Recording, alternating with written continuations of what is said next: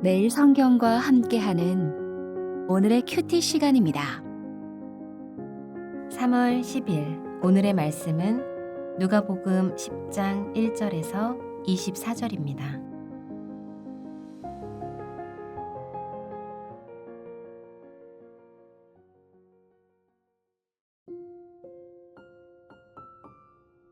그 후에 주께서 따로 70인을 세우사 친히 가시려는 각 동네와 각 지역으로 둘씩 앞서 보내시며 이르시되 추수할 것은 많되 일꾼이 적으니 그러므로 추수하는 주인에게 청하여 추수할 일꾼들을 보내주소서 하라. 갈지어다 내가 너희를 보냄이 어린 양을 이리 가운데로 보냄과 같도다. 전대나 배낭이나 신발을 가지지 말며 길에서 아무에게도 무난하지 말며 어느 집에 들어가든지 먼저 말하되 이 집이 평안할지어다 하라. 만일 평안을 받을 사람이 거기 있으면 너희의 평안이 그에게 머물 것이요 그렇지 않으면 너희에게로 돌아오리라. 그 집에 유하며 주는 것을 먹고 마시라. 일꾼이 그 삭슬 받는 것이 마땅하니라. 이 집에서 저 집으로 옮기지 말라. 어느 동네에 들어가든지 너희를 영접하거든 너희 앞에 차려놓는 것을 먹고 거기 있는 병자들을 고치고 또 말하기를 하나님의 나라가 너희에게 가까이 왔다 하라. 어느 동네에 들어가든지 너희를 영접하지 아니하거든 그 거리로 나와서 말하되 너희 동네에서 우리 발에 묻은 먼지도 너희에게 떨어버리노라. 그러나 하나님의 나라가 가까이 온 줄을 알라 하라. 내가 너희에게 말하노니 그날에 소돔이 그 동네보다 견디기 쉬우리라. 화 있을진저 고라시나 화 있을진저 벳세다야 너희에게 행한 모든 권능을 두로와 시돈에서 행하였더라면 그들이 벌써 베옷을 입고 제에 앉아 회개하였으리라. 심판 때에 두로와 시돈이 너희보다 견디기 쉬우리라. 가버나움아 내가 하늘에까지 높아지겠느냐 음부에까지 낮아지리라. 너희 말을 듣는 자는 곧 내 말을 듣는 것이요 너희를 저버리는 자는 곧 나를 저버리는 것이요 나를 저버리는 자는 나 보내신 이를 저버리는 것이라 하시니라. 70인이 기뻐하며 돌아와 이르되 주여 주의 이름이면 귀신들도 우리에게 항복하더이다.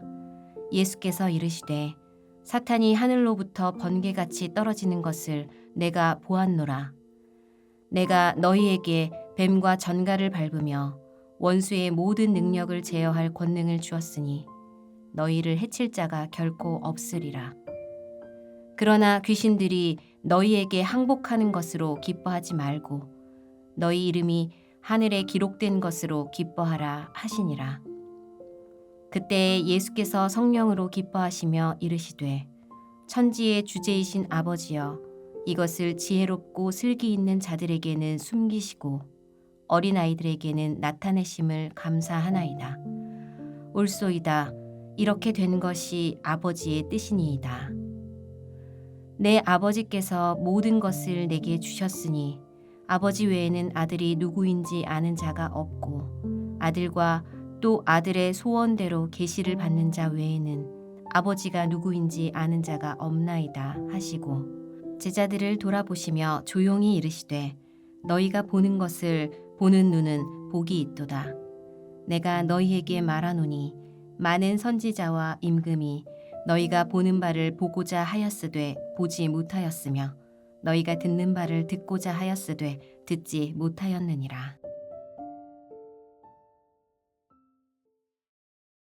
월요일 본문 누가복음 10장 1절에서 24절까지 말씀입니다. 오늘 묵상한 말씀이 우리의 일상을 이끌기를 기도합니다. 예수님은 제자들에게 나를 따르라고 말씀하신 후에 이제는 자기를 따르는 자들을 세상에 보내는 일에 주목하십니다. 이를 통해서 주님을 따르는 일은 주님의 복음을 전하기 위해 세상에 보냄을 받는 사역으로 이어지고 있음을 알 수 있습니다.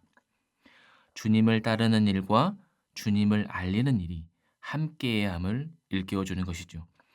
오늘 본문에서는 구원을 권하는 시기가 다 이르면 추수의 때, 곧 심판의 때 다시 말해 하나님의 자녀를 불러 모을 때로 이어질 텐데 마태복음 10장 39절에 의하면 심판과 추수가 추수꾼인 천사들이나 사람의 아들에게 이루어지는 일이라면 그날이 오기까지 주님을 따르는 제자들은 많은 사람들을 주님에게로 데려가는 일에 혼신의 힘을 다해야 합니다. 여기서 추수의 때, 즉 종말의 때를 비유적으로 표현했지만 사실 임박한 종말보다는 주인에게 부족한 일꾼들을 구하는 기도와 더불어 추수하는 과업 그 자체에 강조점을 두고 있다는 점에서 오늘 말씀은 맹렬한 심판보다는 하나님의 은혜에 더 큰 관심을 두고 있습니다. 이에 제자들은 주님이 원하시는 모습으로 복음 전파에 일심으로 임해야 했고 사람들은 돌이킴의 기회를 잡아야만 했습니다. 12명이 이스라엘 족장과 12사도로 연결되는 숫자라면 70명은 야곱을 포함한 가족인 이스라엘 백성과 더 나아가 교회 공동체를 상징하는 숫자라고 할 수 있습니다.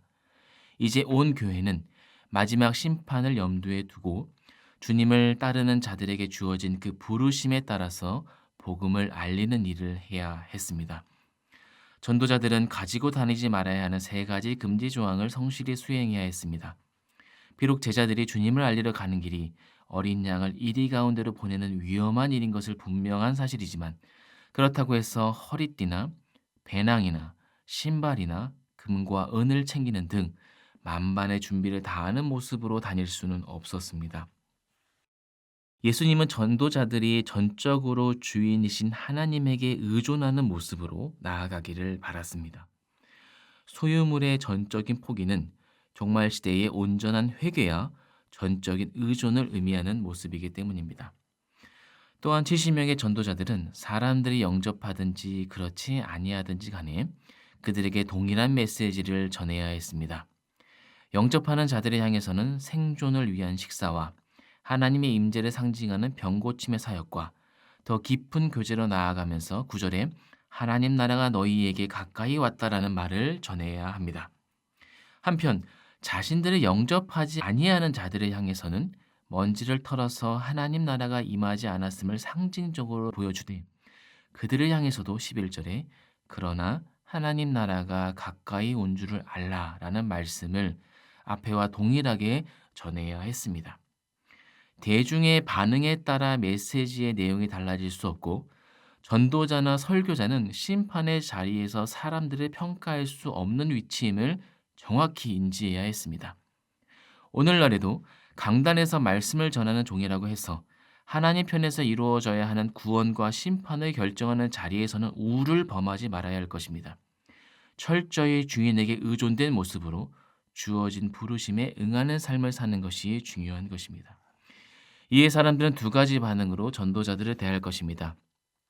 주님의 복음을 받아들여서 천국을 누리고 영원한 복을 얻든지 아니면 복음을 받아들이지 않음으로써 지옥을 맛보고 영원한 벌을 받든지 그들은 선택해야 했고 우리는 전해야 했습니다. 마침내 하나님은 그들의 고백과 결심에 따른 결과를 마땅히 내리실 것입니다. 고라신, 벳세다, 두로와 시돈 이 모든 도시는 주님의 복음을 거부한 도시인데 우리가 잘 아는 소돔과 고모라가 희망이 없었지만 이 도시들은 이보다 더 희망이 없다는 사실을 기억해야 할 필요가 있습니다.